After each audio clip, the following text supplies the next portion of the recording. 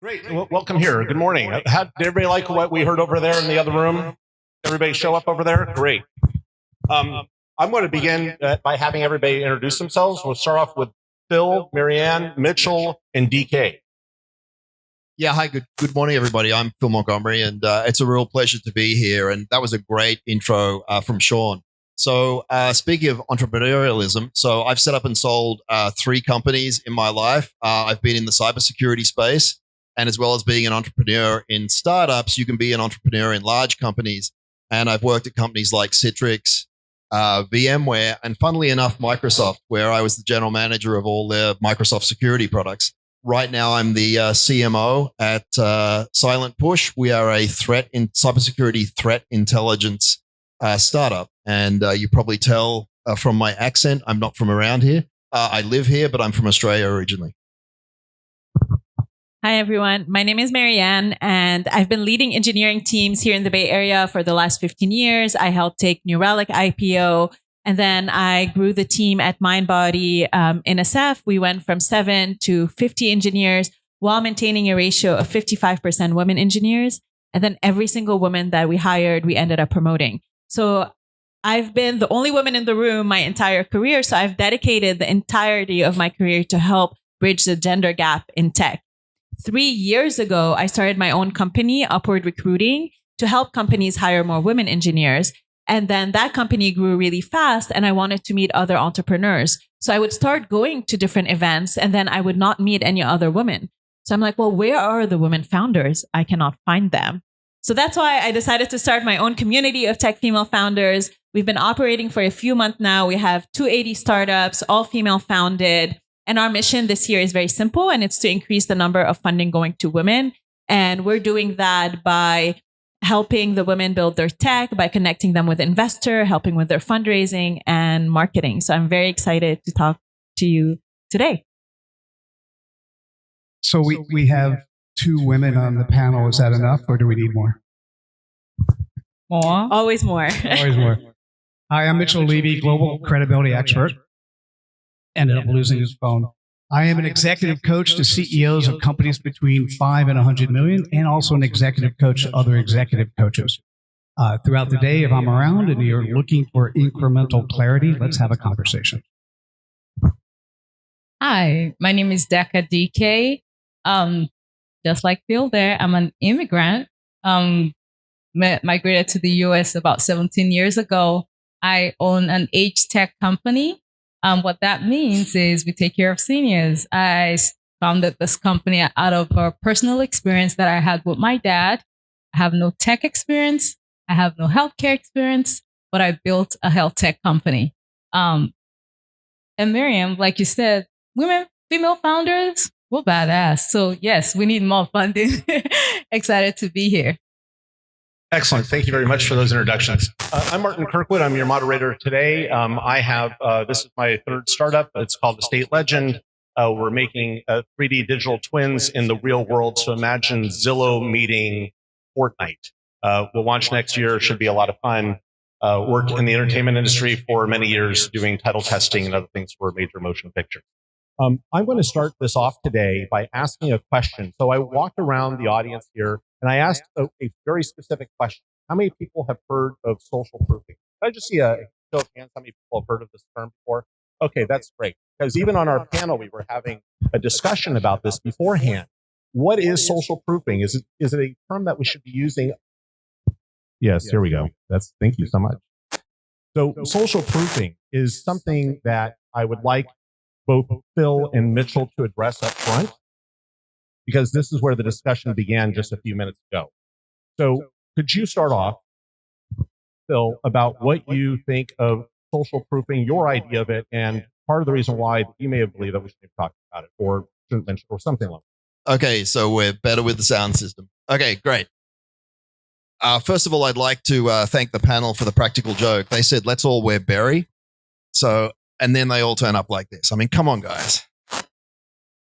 So talking about social proof, what's really funny for me, I have never heard the term social proof in my career. I had never heard it. I looked up what it is, and then I'm like, I know what it is, and it's, I would call it customer advocacy. I would call it giving proof that other customers like your product. I would call it peer reviews. I would call it all of these things. So I've never heard the term. I know Mitchell has before, and look, it's the sound system cutting in and out, or is it just me? We're fine. Okay, so sorry about stopping there. So I use it. I know what it is, and I think first of all, Mitchell has heard it before, and he and I were having a discussion on this morning. So why don't you take it? So if you think about yourself and your company, what you want to do is be able to articulate who you are and how you show up in as short of amount of words as possible. That's what, can you hear me now? Okay, that's what clarity is all about. And what happens is it's not just what you say, but it's what other people say about you. So social proof are all the things where other people, it's the awards you receive. It's the video testimonials you get from satisfied customers. It's the types of things that you do when, if you imagine how you got here, if you think about how did you get here, did a friend invite you, that's social proof. So social proof is reinforcing your brand. Your brand is how you act in the marketplace. And the easiest way to reinforce your brand is to be able to clearly identify who that is, who you are, and allow other people to be able to identify your brand and how they feel working with you. That truly is what social proof is all about. Excellent. Thank you very much. So when we talk about the idea about clarity and about being yourself in terms of brand and brand identity, what are the things that you do on a daily routine or a normal routine that helps build your brand by being authentic? Showing up as yourself every day. For me, so the industry that I'm in is predominantly, male, and I have been told that I don't fit the profile. And with that, when that is said to you, what that does is you're tempted to show up as someone else because you want to fit what everybody thinks should be an tech founder. And for me, it's really important to show up as myself, and that's big hair and red lipstick and shiny shoes. So again, it's all about the branding because this is what I want to show when it comes to my company. On the other end, when you go to my website, the name of my company is Amatochi, and basically what we do is we enable seniors age in place.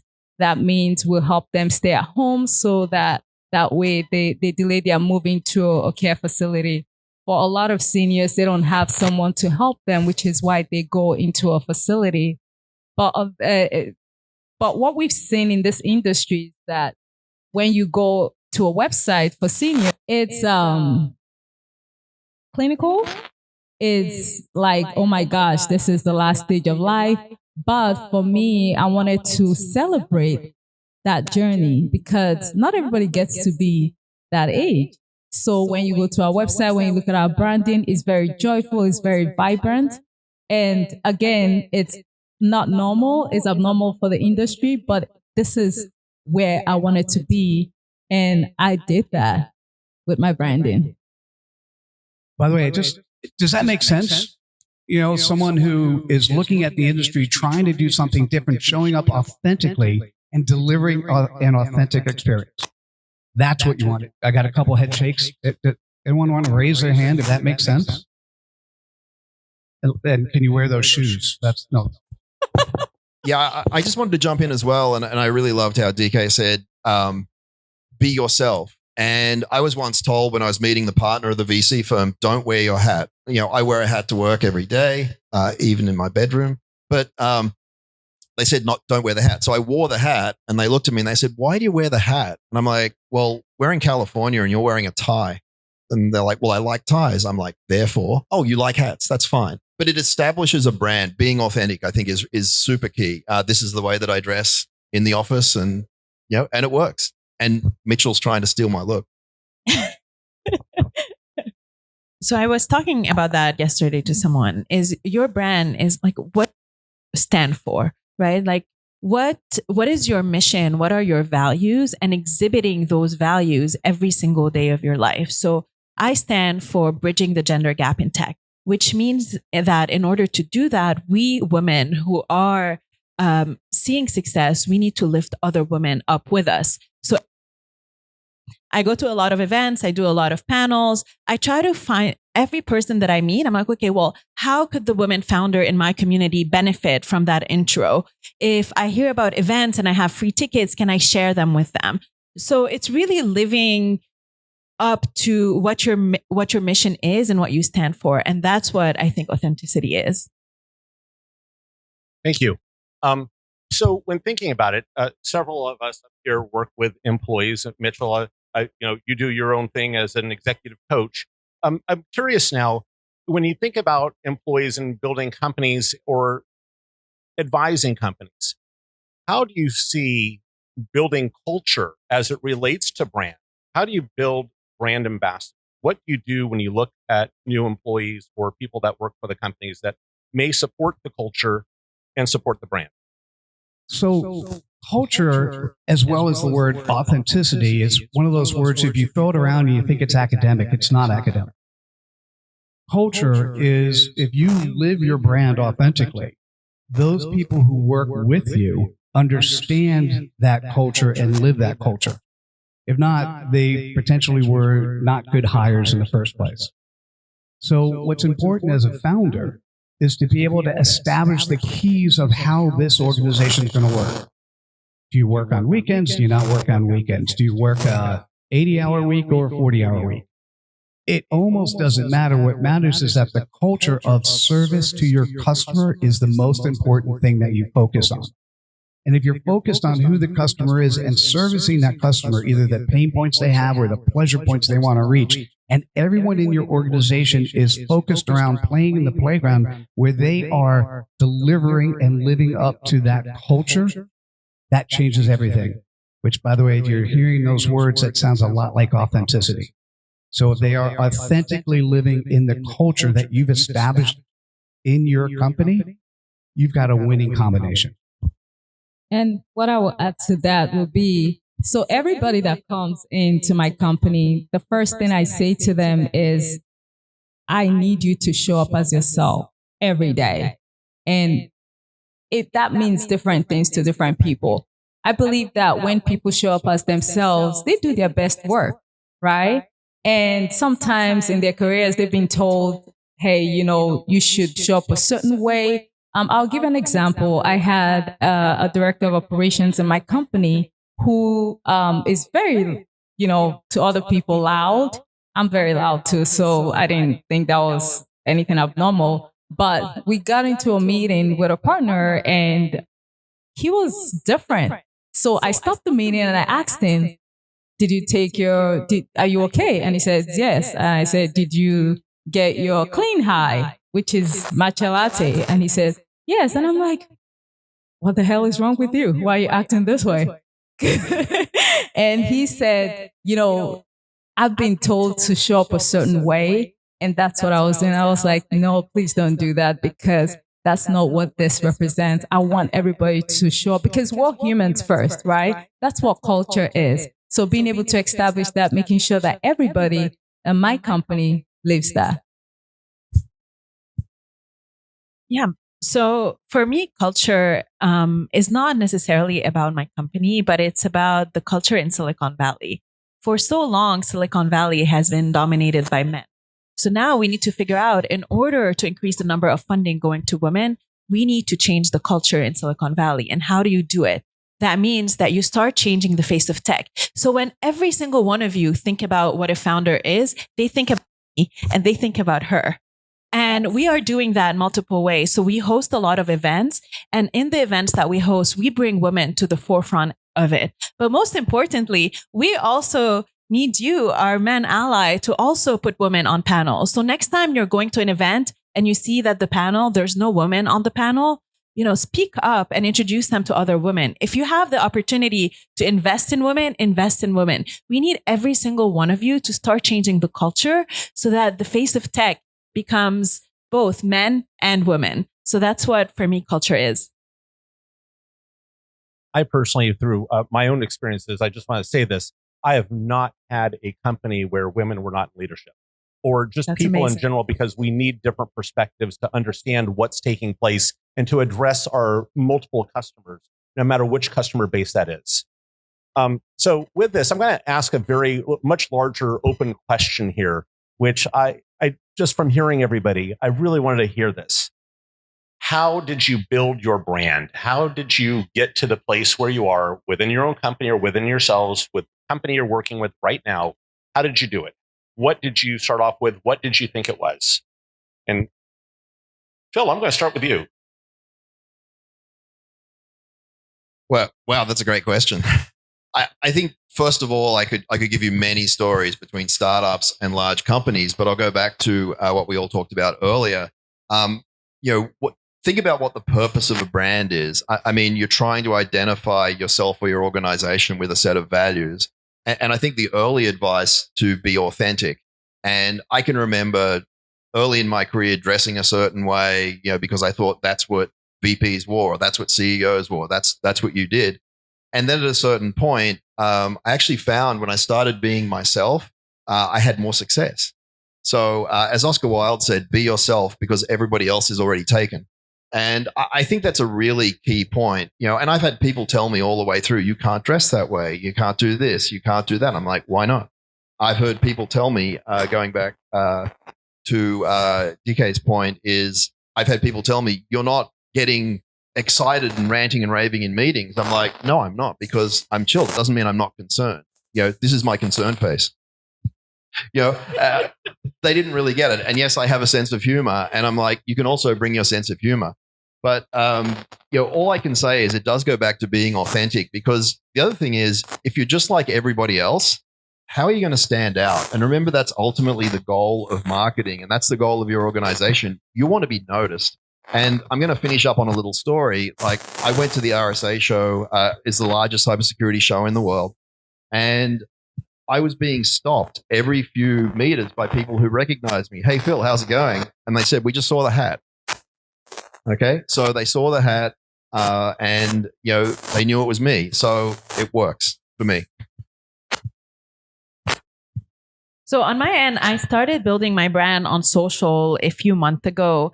And really, when you want to grow on social and you're thinking about creating content, your content needs to be one or two things. It has to be either entertainment,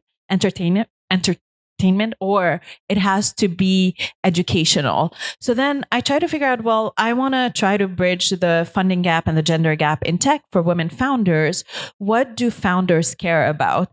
And I started going to a lot of events, and suddenly I started getting invited to a lot of founder events that people did not necessarily have access to.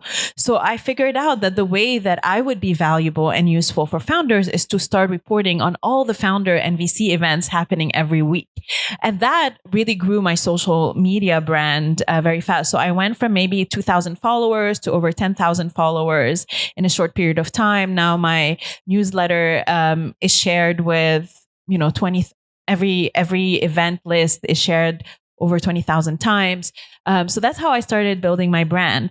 And then once I started having a lot of the women founder follow me, I built a community of tech female founders, and we really grew through community support. So our biggest advocate in the women founder group are each other. And that includes that my biggest advocates are the women founders. So they talk about us, they talk about our mission, and they spread it everywhere they go. And that's how I really started. So for me, it was interesting. I didn't really know. I've morphed in Silicon Valley. We do this often. We morph. So I've morphed into now this is my probably fourth incarnation. And I didn't understand what I would be. And so what I ended up doing is as a book publisher, we have published over 750 books. And I'm thinking to myself, what do they all have in common? They all want credibility. What does the word credibility mean? I looked in the dictionary. It was not the definition that I thought it was. It was only partially true. So I went on a journey and I interviewed 500 thought leaders on credibility. And so in terms of the story of that, people see me at events. There are a couple of people here who are part of the 500 who say, hey, Mitchell, we haven't talked in 4 years, and I recognize the hat. What happened and what came out of that is now there's 500 people who are advocates for the focus that I have on credibility and their staff. Then we did a initial launch event, and then for their consistency. Recently, I switched from credibility to clarity because clarity comes first. And so once again, what happens with that is letting your audience know, having the newsletter know. I've got 100,000 followers, small number on social media, letting them know, and just being consistently. Brand recognition is people consistently recognize you for doing the things that you love doing. Hear that word? It's not work, it's play. Doing the things that you love doing and showing up consistently. That to me is how you build the right brand. So for me, like I said, I don't have any kind of background in the industry that I'm in. I got into this through personal experience. And when I started, I have so many aspects to my story. So there's a part that is a personal story, then there's a part that is a professional story. I believe that there's so much power in storytelling, and I learned that just over a year ago, because it's not every day that you see an immigrant. So from my position, this is how I saw myself. I'm a female founder. I'm a female founder of color. I'm a female founder of color with an accent. So those are 3 strikes against me. So when I started, I knew that the same playbook did not apply to me. So I needed to build my own playbook. And what did that get me? It's, hey, you can't do this, or this is not the way it's been done in the past. So you got to follow this playbook. But I did not do that. I focused on myself because nobody knows me better than I know me. The second piece to that is to be able to tell my story, especially on social media. Like you said, Miriam, I didn't like telling my story because I didn't think that it was a big deal. I was so focused on getting to the next stage. But storytelling, especially on social media, is really important. It's really important because it helps establish your brand. It also helps inspire others. So with that, that's how I got here. Thank you for that. We're about to end this, but I'm going to ask a couple of things real quick. So we heard about caring, we heard about credibility, and we heard about storytelling. The question now is that in 1 minute, how do you translate that into metrics? What I look for in metrics is your growth, especially if you're thinking about social media. There's a lot of metrics that you can track to see or to continue tracking kind of the influence that you have. On LinkedIn, for example, there's this creator mode that you can enable. And then every week you can see the number of impressions you get, the number of new followers, and then your growth over time. And I keep track of that pretty on a daily basis. And another way that you can use metrics to your advantage is through A/B testing. If you're trying to grow on social and you need to figure out, well, what content resonates with your audience. So when I first started my journey, I would write about 5 different topics, and then I would look at the engagement that I receive for every single content piece that I put out there. And that would help guide me into what else I can create. So that's one metric that you can look for. When it comes to community, the metrics that I look for is, okay, well, how many new members are we adding per week? But also, are we providing value to those members of the community on a daily basis? So these are a few of the metrics that you can keep track of, especially for social media. I'm going to ask this one question as well in terms of metrics.